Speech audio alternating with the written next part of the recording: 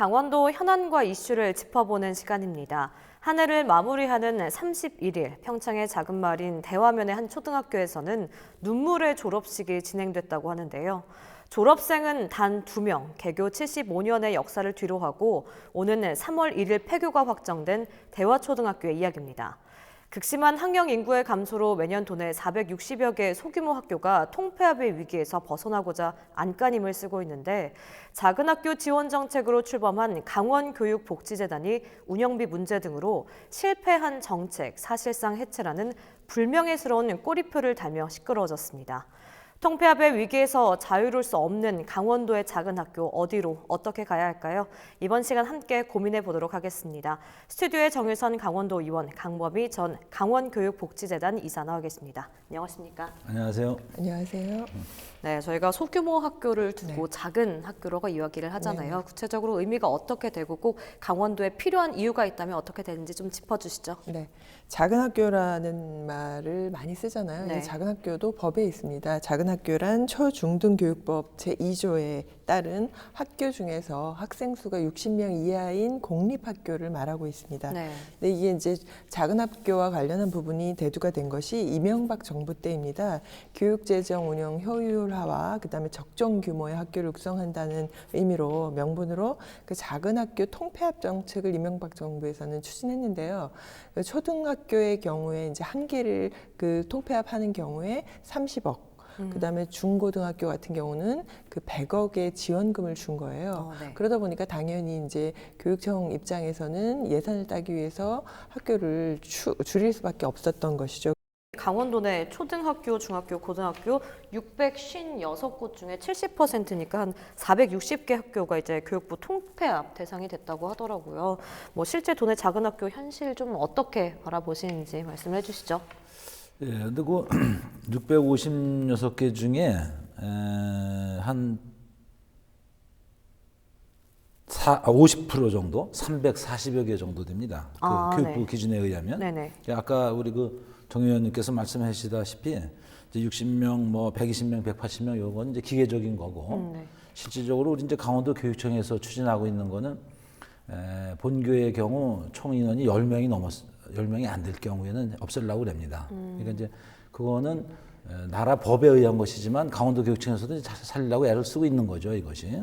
그다음에 실질적으로 이제 선생님들 입장에서 볼 때 최소 학교, 작은 학교라는 건 뭐냐면 교육을 할 수 있는 곳이냐 없는 것이냐. 예를 들자면 뭐 아이들이 축구를 하고 싶은데 축구가 구성되냐 안 되냐지 이게 뭐 기계적으로 60명, 50명 이런 건 아니지만 그래도 이제 하여간 강원도에서 교육부 기준에 의하면은 51.8%입니다. 정확히 말하면은 656개 중에 340개 학교입니다.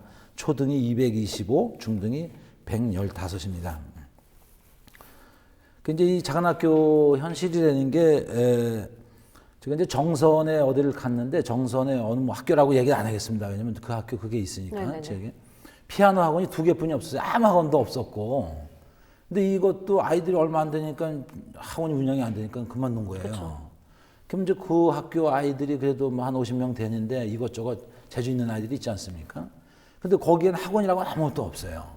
그러다 보니까 부모님들이 정식 공부는 학교에서 하겠지만 이렇게 특기에서 살리려다 보니까 부모님들이 아이들을 데리고 이렇게 영월이나 제천으로 나가는 이런 걸 제가 보고 왔습니다. 예. 그런 문제라든가 이런 것들이 또 여기 어느 또 원주입니다. 그거는 원주에 모 학교를 갔더니 자기네들은 대학생들 도우미라든가 또 나이 많으신 어르신네들이 학교 도우미도 옵니다. 근데 그 학교는 오질 않는 거예요. 너무 좀 떨어져 있고 시내에서 또 그분들이 주는 뭐 돈이 얼마 안 되다 보니까 오히려 선생님들도 힘들고 아이들은 아이들대로 힘들어요. 작은 학교일수록 그런 현상이 지금 현재 있는 거라고 생각이 됩니다. 네, 뭐 두 분이 좀 지적해 주신 바와 같이 문제로 좀 지난 2017년 농산어촌의 소규모 학교를 좀 효과적으로 지원하기 위해서 강원교육복지재단이 출범을 하게 되는데 좀 잡음이 많습니다. 최근에 진행된 도의회 교육위원회 행정사무감사에서도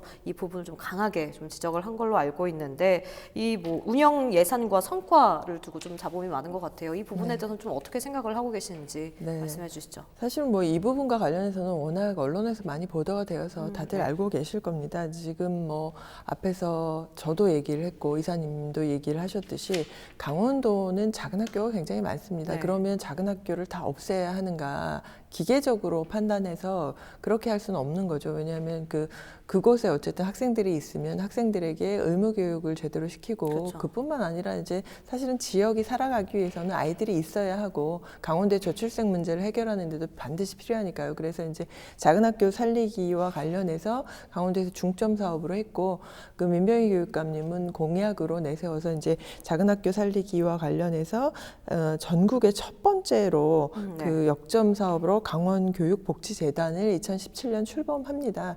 굉장히 이제 힘있게 전국의 주목을 받으면서 출범을 했었는데 이때 처음에 이제 도교육청 예산과 기부금 설립 비용으로 이제 18억 정도가 들어갔고요. 그리고 이제 해마다 이제 지금까지 48억 원을 도교육청에서는 지출한 상황입니다.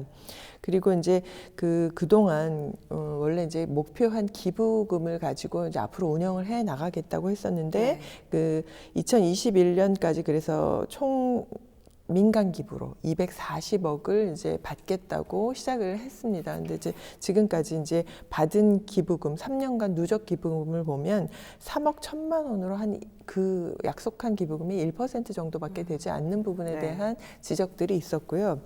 또 하나는 이제 원래 재단이 출범하면서 여러 가지 연구 사업을 병행하겠다고 약속을 한 부분이 있었습니다. 폐교 영향평가 지수를 분석하겠다라고 했거나 아니면 작은 학교 교육 수요자 리서치 사업을 하겠다고 약속을 해서 이미 예산도 한 8천만 원 정도가 쓰여졌는데 이것에 대한 연구 사업에 대한 결과도 없었고요.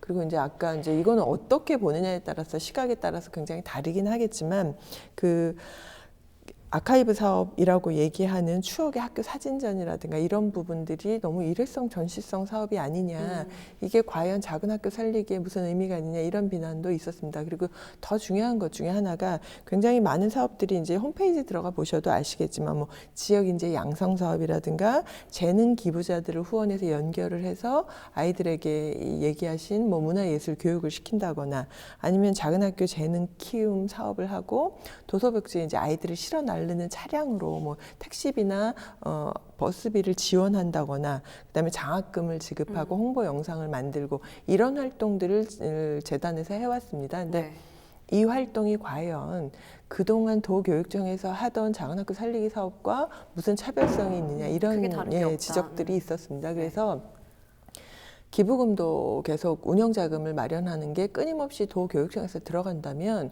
그럼 기존에 하던 대로 교육청에서 운영을 하는 것이 더 실효성이 있지 않겠느냐라는 문제 제기가 있었고요. 그래서 지금 이게 교육청과 재단과의 갈등이 불거지고 있는 상황입니다. 네, 갈등 상황에 대해서 좀 말씀을 해주시고 문제점도 말씀을 좀 짚어주셨는데 좀 고질적인 문제점으로 이제 계속 얘기를 했었던 운영비 문제나 미비한 성과에 대한 지적 이 부분에 대해서는 좀 어떻게 생각을 하고 계시나요? 지금 이제 우리가 조그만 통닭집을 내더라도 강원도 전역을 상대로 한다면 아마 다 알리는 데만 해도 몇 년이 걸릴 겁니다. 근데 강원복지재단이 2017년에 이제 상반기에 추진되고 추경에서 처음 예산을 받았습니다. 2017년 6월부터 본격적인 사업을 했는데 2018년, 2019년 2년, 2019년 9월에 10월에 재단 전입금을 주지 않는다 그래요. 이게 처음에 이 재단을 설립한 것이 2016년 회의록을 보시면 알겠습니다. 258회 도교육위원회에서 이 재단 설립하겠다 그러니까 당시 도의회 의원님들이 왜 이걸 중복되는 걸 만드느냐, 예산은 어떻게 해야 되느냐 두 가지를 집중적으로 물으셨어요. 그것이 강원도 교육감의 공약이냐, 이 세 가지를. 처음에 교육감이 아니라 그러다가 교육감님이 이건 우리 그게 맞다, 공약이 맞다. 그다음에 예산은 어떻게 했냐 했더니 5년간, 향후 5년간 지원을 하고 5년 이후에 독립을 하겠다. 그다음에 그럼 5년간 지원은 어떻게 했냐니까 운영비는 주되 그 사업비를 이제 전체적으로 들어가는데 총 재산을 200억을 모금을 해서 200억에 이자로 하겠냐니까 그 당시 의원님들이 물었어요. 당신도 이자로 요새 이자도 1.5%뿐이 안 되는데 되겠냐? 그랬더니 그거 말고 계속 지역 사업 하겠다 그랬어요. 그때 대표적인 예를 들은 게 뭐냐면 강원 교육 카드, 강원 교육 사랑 카드라는 거 1년에 10억씩을 주기로 했던 겁니다. 네.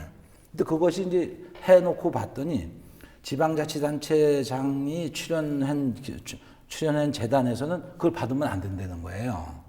그 다음에 또 지역에서 여기 뭐 강원랜드라든가 이런 데서 협찬금을 받겠다. 우리가 네. 그 당시에 교육청의 말씀한 겁니다. 교육감님이 말씀하신 거예요. 그러니까 당시에 교육국장님이 말씀을 하셨지만 의회에서 속기록에 나와 있습니다. 이게 다. 네.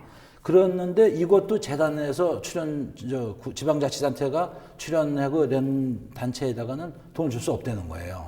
김영란법에 의해서. 네네. 그래서 바꾸게 된 겁니다, 이게. 그럼 이제 두 가지입니다. 그럼 그럼 돈의 문제는, 운영비의 문제는 그건 거고, 결국 현재까지도 보세요. 현재까지도 1년에 한 2억 원에서 3억 원 정도 운영비가 들어갑니다. 강원도 예산이 3조 원입니다. 강원도 교육청이. 거기서 2억 원이라면 18개 시군에 얼마 되겠습니까? 1,000만 원 정도 더 듭니까, 그게? 그렇죠. 예. 5명의 인건비도 안 되는 거예요. 근데 그거를 못 마련했다고 그러는 거 아닙니까? 그 이제 사업비로 또 넘어가겠습니다. 그리고 이것이 실패한 정책이라 그러는데 도교육청에서 돈을 줬으면 그 재단이 설립됐으면 재단에도 이사장이 있고 재단에도 감사 기능이 다 있는 겁니다. 내가 돈 줬다고 해서 그것이 사업 실패다. 그 교육감이 그러면 안 되는 거죠. 오해 소지가 있는 거예요. 너 내가 돈 줬으니 내 말대로 하지 않았으니까 실패라고 오해할 수 있는 거예요. 그리고 제가 법적으로다가 이렇게 물어봤더니 행정감사를 하려면 최소한 2년의 실적이 있어야 된답니다. 우리가 2017년에 출발했다고선 치더라도 2017년 6월에 출발했더라도 2019년은 감사 대상이 안 되는 거예요. 1년 반뿐이 안 됐기 때문에. 네. 처음 감사 대상이 내년입니다. 행정감사가. 그렇지 않습니까? 2년이 안 됐으니까 2019년에 안 됐고. 그런데 교육감이 무엇을 근거로 실패했냐 이게. 무슨 감사에서 잘못했다. 사업이 뭐 잘못했다. 뭐 어떤 뭐 비리를 저질렀다. 무슨 근거가 있어야 되잖아요. 네. 그래서 이제 우리가 물어봤습니다. 이거 돈을 올해 주겠냐 안 주겠냐 작년에 이사회에서 그랬더니 공문이 왔어요. 공문이 왔는데 중복 사업이랍니다. 중복 사업했고 재단의 운영비를 마련하지 못했다 그랬어요. 네. 처음에 만들 때 5년을 준다고 그런 거야 이게. 그리고 우리가 이제 사업비의 문제에서는 우리가 이렇게 사업을 우리 독자적으로 할 수가 없기 때문에 네. 교육청에서 하던 사업을 우리에게 이관하기로 한 거예요. 왜냐하면 교육청이 하지 못하는 사업을 저희 재단에 이관하기로 한 겁니다. 그런데 그걸 함부로 이전 못했는데 2019년 3월에 강원도 조례가 통과가 됐어요. 네. 강원도 교육청에서 하지 못한 일을 재단에 남겨줄 수 있는 법적 근거가 2019년 3월에 마련된 겁니다. 네. 그래서 그 조례를 적용하려면 사업은 언제 해야 되냐? 내년에 해야 되는 겁니다. 2020년부터. 그런데 아무것도 안 했잖아요, 지금. 사업을. 2년간 통닭집 설명도 안 했는데 무슨 실패가. 결국 실패했던 근거가 뭐냐? 무엇으로 실패했는지 증거를 대야 되잖아요. 근데 아무것도 지금 왜 실패했냐고 생각하냐? 내 생각에 실패했다? 무슨 근거로 실패한 건데? 그거를 언론들이나 의원님들이 한번 물어보셔야 돼요, 이거를. 우리도 이제 나름대로 물어보겠습니다만. 예. 운영비 문제에서 좀 갈등을 많이 빚고 있는 걸 좀 알 수 있었는데, 뭐 사실 내년 예산에도 재단 출연금을 좀 하지 않겠다고 해서 이 강원교육복지재단이 존치가 돼야 하는 건지 해체가 돼야 되는 건지 많은 목소리들이 좀 일고 있는데 이 부분에서 좀 어떻게 생각을 하고 계시나요? 어쨌든 지금 본 예산 심의가 다 끝났습니다. 당초 예산에 반영이 안 된 것은 맞고요. 네. 지금 교육청의 입장과 그다음에 재단의 입장이 굉장히 첨예하게 대립하고 있는 것도 맞습니다. 네. 근데 이제 의회에서도 의원 간의 교육위원회에서 여러 가지 논란이 되었고 굉장히 지난한 토론의 과정이 있었던 것으로 저는 알고 있습니다. 네. 이번 예결위에서도 마찬가지였고요. 근데 이제 너무 빠르다.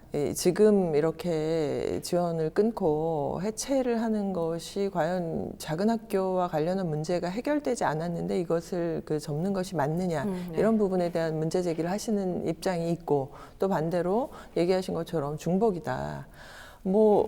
학교 교육을 정상화시키는데 재단이 해야 되는 역할도 있지만, 사실은 이게 이제 꼭 필요한 사업들은 공교육 안에서 해결하는 것이 맞잖아요. 네. 그래서 이런 부분에서 중복하는 것이 맞지 않다라고 하는 입장도 있습니다. 그래서 이것은 이제 앞으로 저는 이게 재단에서도 운영비와 관련한 부분들을 도교육청으로부터 독립하지 않으면 당연히 감시와 규제를 받을 수밖에 없는 부분이고요. 그리고 앞으로 어떤 방향에서 재단이 나아갈 것인가, 얘기하신 것처럼 연구사업 중심으로, 그리고 교육청에서 못하는 그 외의 사업들을 해나가는 것으로 포커스를 맞추고 그것에 대한 자구책들을 마련하는 것이 지금 재단이 해야 될 일이 아닐까라는 생각을 좀 하게 됩니다. 네, 그럼 끝으로 좀 앞으로 강원도 작은 학교의 정책이 어떠한 방향으로 가야 될지 말씀을 해주시죠. 예. 앞으로 정책도 정책이지만 요 한 가지만 더 말씀을 좀 드리겠습니다. 이 처음에 재단을 설립하게 된 이유는 교육청이 작은 학교를 지원하고 싶어도 지원할 수 없는 경우가 많이 있었어요.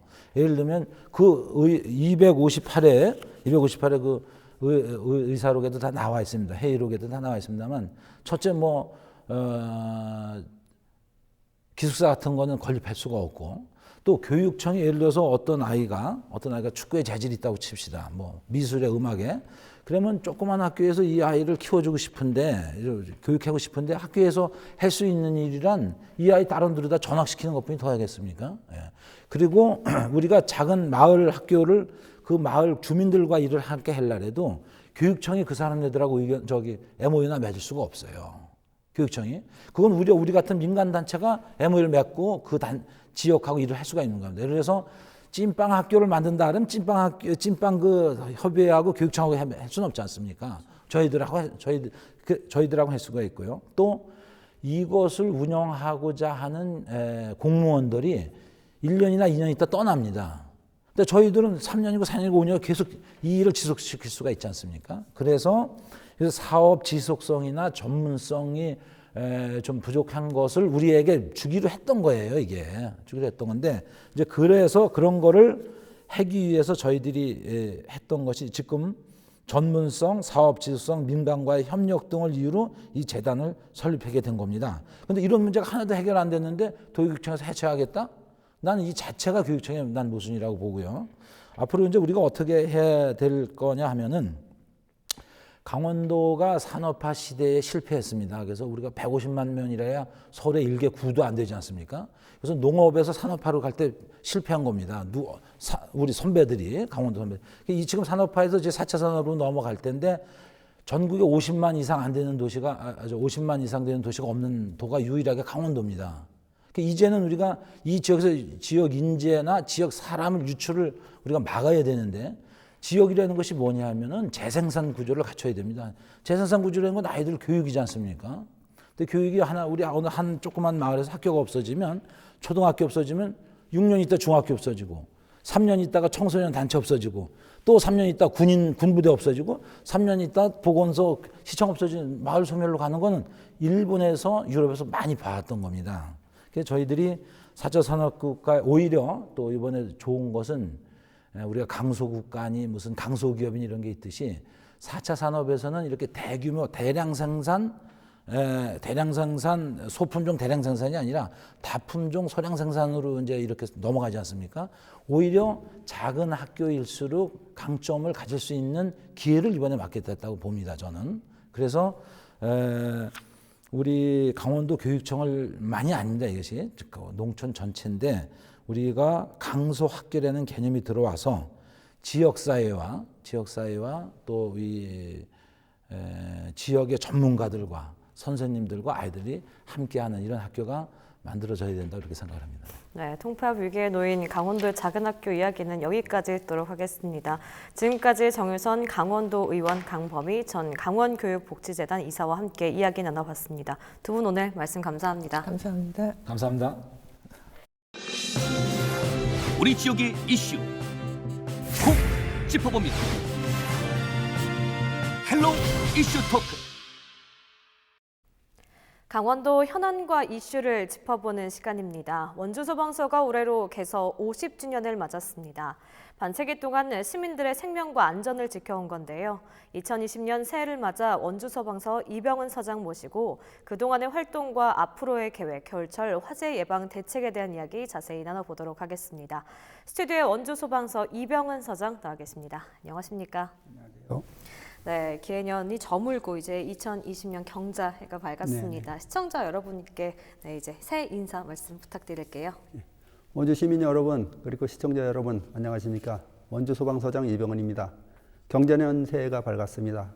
새해 복 많이 받으시고 하시는 일 모두 성취하시기 바랍니다. 네, 지난해 원주소방서가 반곡동 신청서로 이제 이전을 하면서 저희 방송국과 좀 가까워졌어요.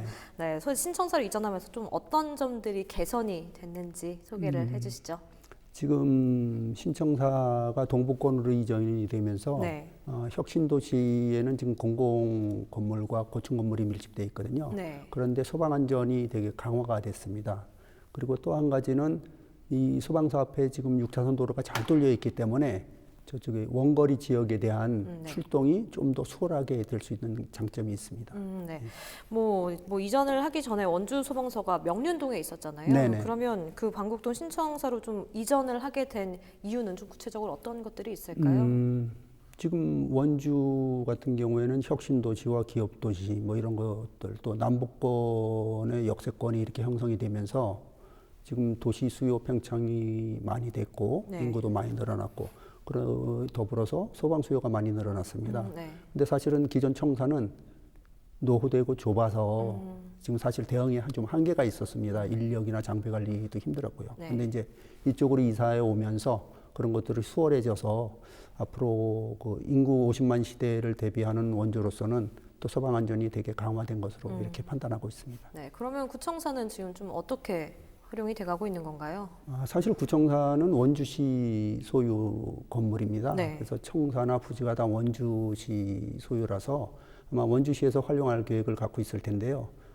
다만 저희가 이쪽 소방서로 이쪽으로 이사해 오면서 그쪽에 이제 공백이 좀 우려가 되기 때문에 네. 지금 1층은 저희 명륜 119 안전센터가 계속 네. 시스템으로 계속 사용하는 거로 그래서 그쪽에 그 명륜 119 안전센터 신설을 추진하고 있거든요. 네. 그래서 신설이 될 때까지 그쪽에 계속 사용하는 거로 그렇게 그 시하고 협의가 끝난 상태입니다. 네, 주민들은 전혀 걱정을 하지 않으셔도 그렇습니다. 안전 네. 걱정 안 하셔도 될 것 같습니다. 네, 원주 소방서 이전하면서 원주 지역의 소방구조 시스템에 변화가 있다고 들었는데 네네. 어떠한 변화들이 좀 있는지 설명을 해주실까요? 네.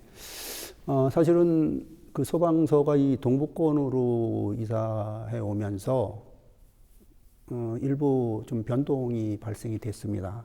기존에 있는 지역에 좀 전에 말씀드렸지만 이제 안전 공백이 사실 좀 발생을 했고요. 그리고 또 동북권으로 오다 보니까 서부권의 그 구조 수요가 대처하는데 조금 늦어질 그런 그쵸. 네. 거가 있을 수 있습니다. 그래서 그런 거를 좀 저희가 강화하고자 지금 그 서부 지역에는 구조대 신설을 추진을 하고 있고요. 네. 그리고 명륜동 지역에는 명륜 119 안전센터 신설을 추진을 하고 있습니다. 네. 더불어서 뭐 기업 도시가 생기면서 기업 119 안전센터도 지금 추진을 하고요. 그래서 소방 안전 인프라를 구축하고 있습니다. 그래서 전국적으로는 저희가 원주시를 5대 권역으로 나눠서 동부, 서부, 남부, 북부, 도심권 이렇게 나눠서 네. 소방 대응 시스템을 마련해 나갈 계획입니다. 네, 원주 소방서가 올해로 오프닝에도 말씀을 해드렸지만 50주년을 맞았다고 들었습니다. 네네. 더 뜻깊은 해가 되지 않을까라는 생각을 하게 되는데 역사를 좀 간략하게 짚어서 설명을 해주시죠. 원주 소방서 역사는 크게 세 가지로 구분이 될 수 있을 것 같습니다. 네. 처음 개서가 이제 1970년 5월 7일 날 했는데 거기가 이제 중앙동에서 개설을 했어요. 그래서 네. 중앙동 시대. 그다음에 91년도에 그 명륜동으로 청사를 이전하면서 올해까지 거기서 이제 그 소방 안전을 추진을 했거든요. 그래서 네. 명륜동 시대. 그리고 올해를 기점으로 해서 드디어 이제 방곡동 시대가 시대로. 이렇게 열리는 네. 그런 시기인데요.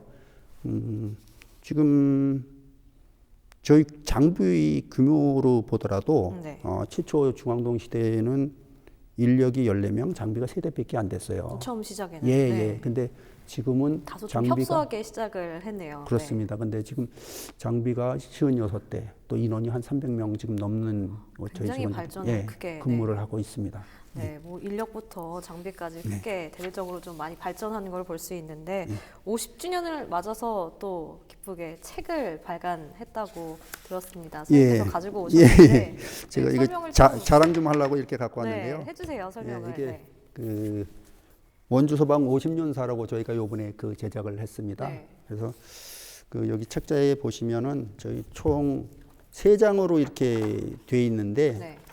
지금 뭐 1편은 소방서 개서 이전 시대의 뭐 소방 환경이라든지 역사에 대해서 다 이제, 서술을 했고요. 그리고 또 2장에서는 이제 중앙동 시대가 되면서 소방서 개서 이후 그리고 명륜동까지 그 소방 활동상을 이렇게 아직 책에는 반곡동이 들어가진 못했겠네요. 아닙니다. 지금 말씀드려야 되는데 제 3장에는 네. 방곡동 시대를 시작으로 해서 향후 100년의 미래를 꿈꾸다 이렇게 해서 저희가 이전하면서 그렇게 네. 하고 있습니다. 책을 좀 안을 네. 시청자분께 보여드리면서 설명을 해주실까요? 이렇게 보여드려야 될까요? 네. 그러면 이렇게 보여드려야 될 것 네, 같은데. 예, 그래서 지금 아시다시피 저 말씀드렸다시피 원주 소방서의 역사와 환경 1장에 그렇게 소방서 개서 이전에 역사 환경에 대해서, 네. 그렇게 들어가 있고요. 그리고 2장이 원주 소방서의 이 장에는 변천이네요. 네. 원주 소방서 변천인데 명륜동 시대와 중앙동 시대 그러니까 소방의 태동과 도약기라고 할 수가 있죠. 네. 그리고 제 3장에는 저희가 이제 앞으로 반곡동에서 향후 50년, 100년을 미래를 꿈꾸다 그런 내용으로 구성을 하고 있습니다. 이 책은 뭐 어디서 볼 수 있는 건가요? 이 책은 저희가 자체적으로 제작을 해서요. 네. 지금 유관기관이라든지 또 이런 기관에 저희가 배부를 했습니다. 네, 책도 그렇지만 또 소개할 게 한 가지 더 있죠. 네, 더 있습니다. 자랑할 것이 또 한 가지 더 있습니다. 그래서 네, 우표도 기명 우표도 발행을 하셨다고 들었는데 지금 이 내용인데요. 이게 이제 이렇게 화면에 잠깐 보시면은 지금 이게 지금 가장 큰 사진이 가장 큰 명륜동? 사진이 지금 방곡동 네. 현 청사 사진입니다. 아, 네네. 그리고 이 좌측으로는 이제 청사, 우측으로는 차량이 돼 있는데 제일 위에가 중앙동 시대의 청사, 저 70년대 초기, 네. 초기의 청사입니다. 그리고 이게 명륜동으로 이전했을 때 청사. 그다음에 이게 이제 방곡동으로 한 그 청사가 됩니다. 그리고 이쪽으로는 저희가 이제 화재 구조 구급에 가장 필요한 장비, 펌프차, 구조차, 구급차 그 사진을 담고 있습니다. 그래서 예전의 그 소방차 모습이고요. 그리고 이제 현재 그 구조 저희 차 모습이고 말 그대로 구급차 발전된 모습을 그렇습니다. 사진으로 다 변천사를 이제, 여기서 하면 알 수가 있습니다. 네, 계속해서 사진이 더 추가되지 않을까. 네. 앞으로 반응이 좋다면 네. 저희가 추가 발행도 하고 있고요. 뭐 여담입니다만 지금 벌써 이 우표가 발행됐다는 소식을 듣고 원주뿐만 아니라 전국의 우표 수집가들이 네. 이 우표를 보내줄 수 있냐고 이렇게 얘기를 많이 전화를 많이 하고 있습니다. 그래서 인기가 굉장하네요. 그래서 저희가 다 보내드릴 수는 없고 그렇죠. 그래서 이제 어떤 기준을 정해서 저희가 꼭 필요하신 분들한테는 보내드리려고 그렇게 계획하고 있습니다. 네, 갑자기 이렇게 인기가 있다고 하니까 갑자기 탐이 나네요. 우리 사회자분도 네. 하나 선물을 주신다면 선물로 드리겠습니다. 네, 감사히 받겠습니다.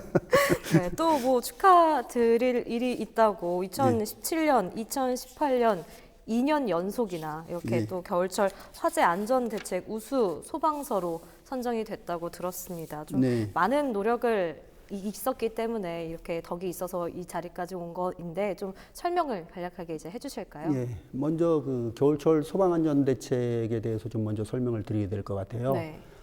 겨울철 소방안전 대책은 이제 겨울에 화재가 많이 나기 때문에 특별히 그 일정 기간을 정해서 저희가 소방안전 대책을 추진하고 있습니다. 네. 그래서 매년 11월부터 익년도 2월까지 그래서 이제 전국에서 이 동시에 이 대책을 추진하고 있는데 네. 그래서 이 5개 과제 52개 지표를 정해서 그 소방청에서 이제 한 해가 지나면 평가를 합니다. 네. 평가를 하는데 저희가 그 평가에서 작년도와 올해 연속 전국에서 1위를 한 거죠. 네. 근데 이거는 사실 뭐 그럴 수도 있겠다 이렇게 생각하실 수도 있겠지만 이게 대한민국 소방이 생긴 후로 최초의 일입니다. 그 더 최초를 뜻깊은, 네. 예, 원주 소방서가 해낸 겁니다. 그래서 그런 부분에 되게 자긍심을 갖고 있습니다. 네. 소장님이 계셨기 때문에 또 아, 할 수 있었던 게 요만큼. 네, 이만큼. 네. 네. 뭐 작년과 오늘 뭐 지금부터 1년 전이죠. 딱 원주 중앙시장에서 올 초에 좀 지난해죠. 네네. 또 화재가 크게 있었는데 난방기구 관리 소홀이 원인으로 뽑혔습니다. 네네네. 겨울철에 좀 화재 위험이 좀 높을 수밖에 없을 것 같은데 실제로 좀 어떻습니까?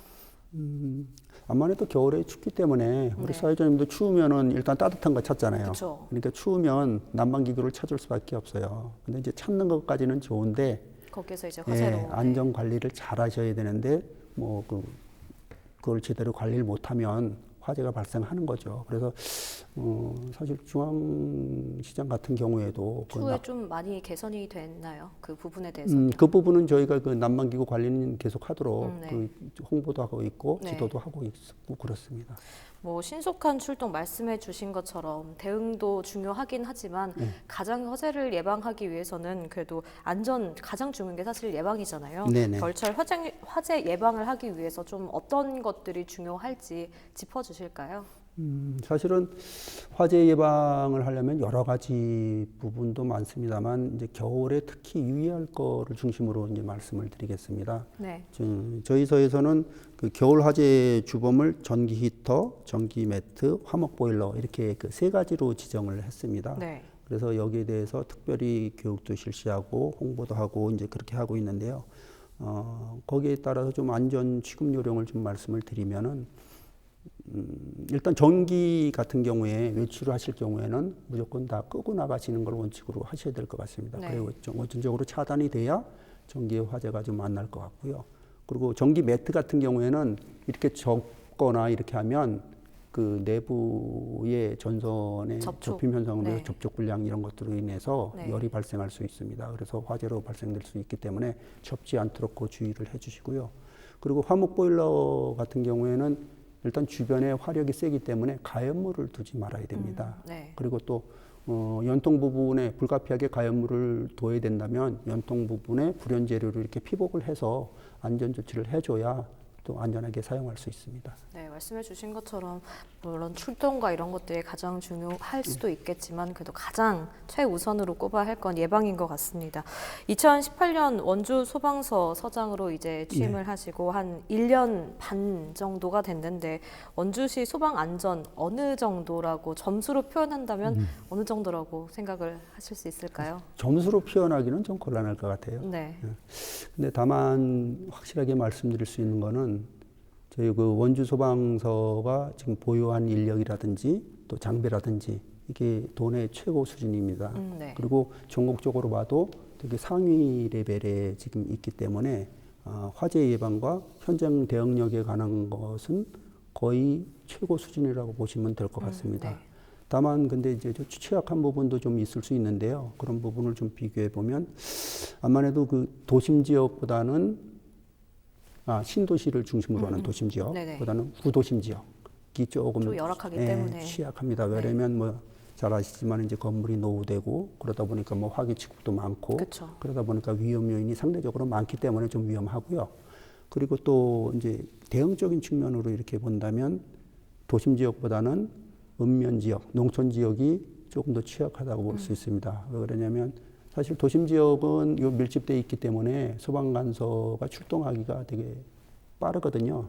근데 그 농촌 지역은 저희가 가는데 쉽지 않죠. 진입도 힘들거니와 또 일단 원거리이기 때문에 일단 시간이 많이 소요가 됩니다. 네. 그런 부분에서 좀 취약하다고 볼 수 있고 그리고 또 다중 이용 시설이 밀집되어 있는 장소나 또 재래시장 이런 것들은 늘 언제든지 화재의 위험성이 좀 있고요.